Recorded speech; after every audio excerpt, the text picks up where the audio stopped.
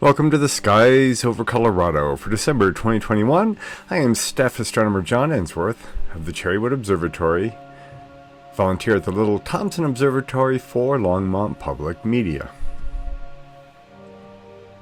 In the news, just going to have to highlight Comet Leonard twice. I'm going to put it right up here in the news and as our feature object for this month. Already saw a glimpse of it. It is visible. It looks very nice. Here's a picture that Martin Moberly took as it passed M3, a globular cluster. So that's a telescopic object, but a pretty bright one. And this is definitely putting on a show about equal to that, or maybe a little brighter, definitely longer. In the morning sky, up to around the 10th or 12th, it is sitting over here in the east, getting closer to the sun each morning. Next in the news, strange dying planets. Astronomers have observed white dwarfs within 650 light years of Earth. They are measuring calcium, silicon, magnesium, and iron, and found the debris left behind by planets or planets that are, its orbits are decaying and going into the stellar remnant, are made up of very different compositions than rocks we see in our solar system. So they've even made up some names for what these planets could have been made of. We have quartz pyroxenites and periclausdunites.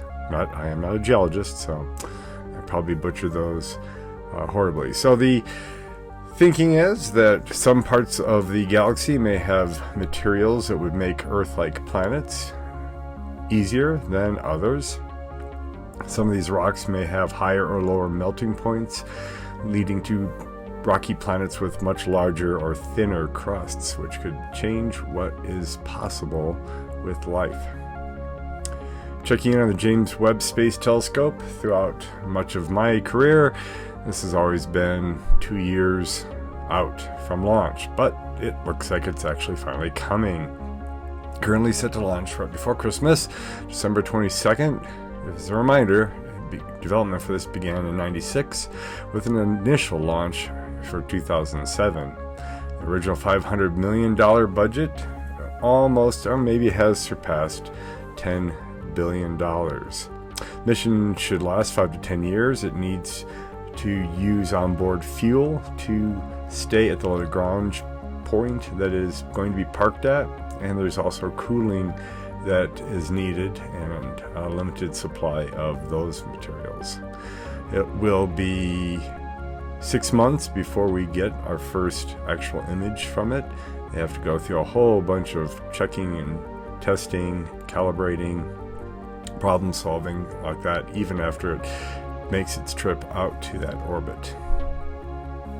The narrow supermassive black hole pair has been discovered. This is an image of the heated gas and dust around these objects in the center and cluster of stellar material.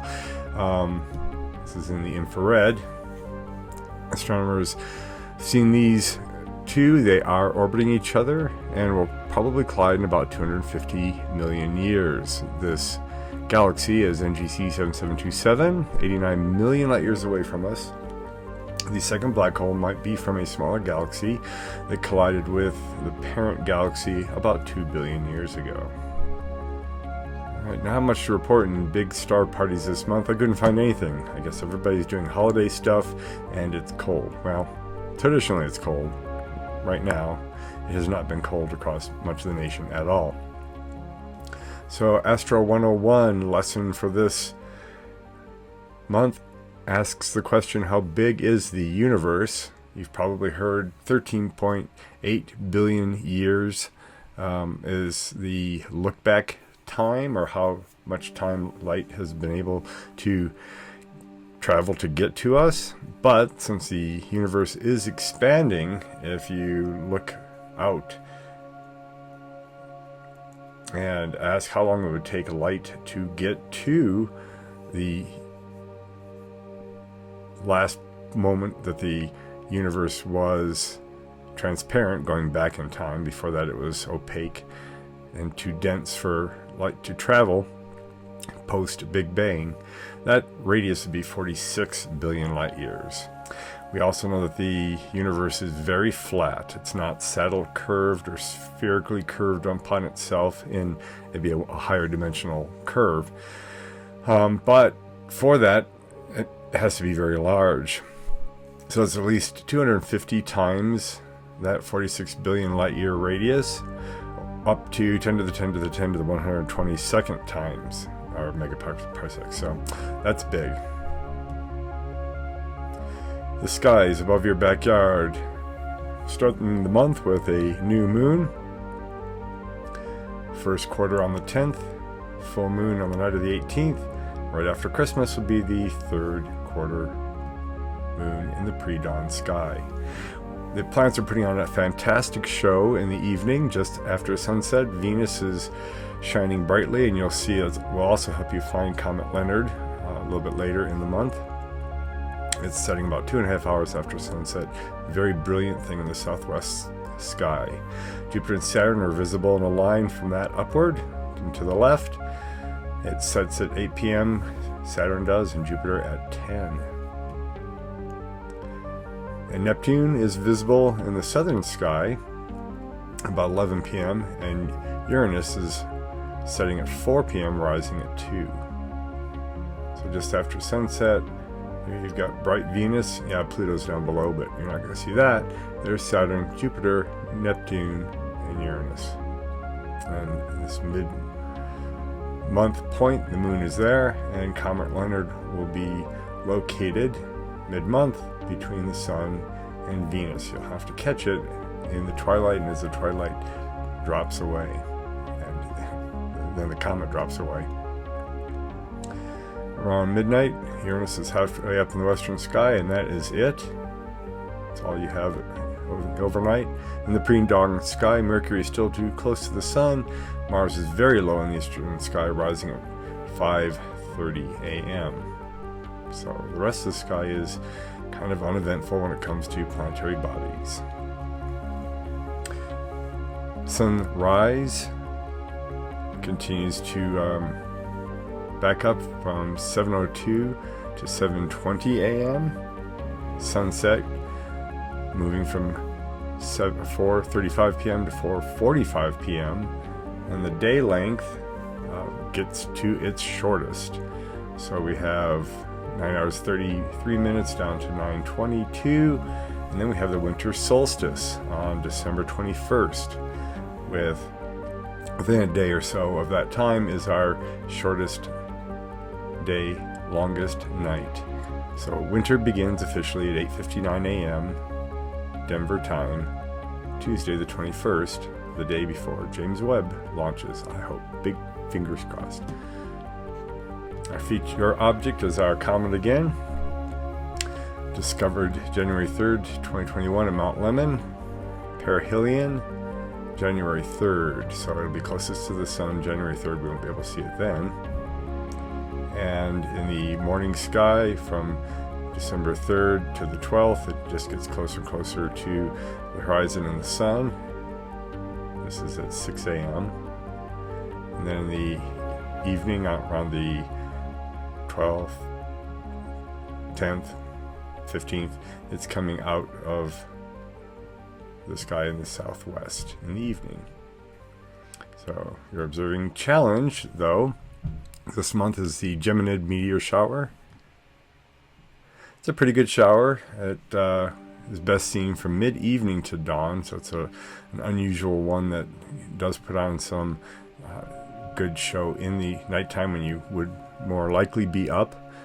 It does peak around 2 a.m. You can get up to 50 per hour if you're in a dark location without moon. Okay, astronomy events. Don't see anything.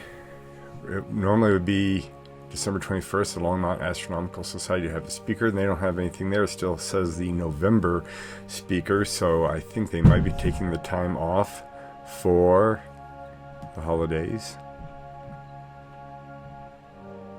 They likewise don't have anything for their outdoor observing night. Little Thompson Observatory is going month to month, taking a look at COVID cases and hospitalization rates, and they'll be closed through January 31st. Estes Park is still accepting a limited number of small groups.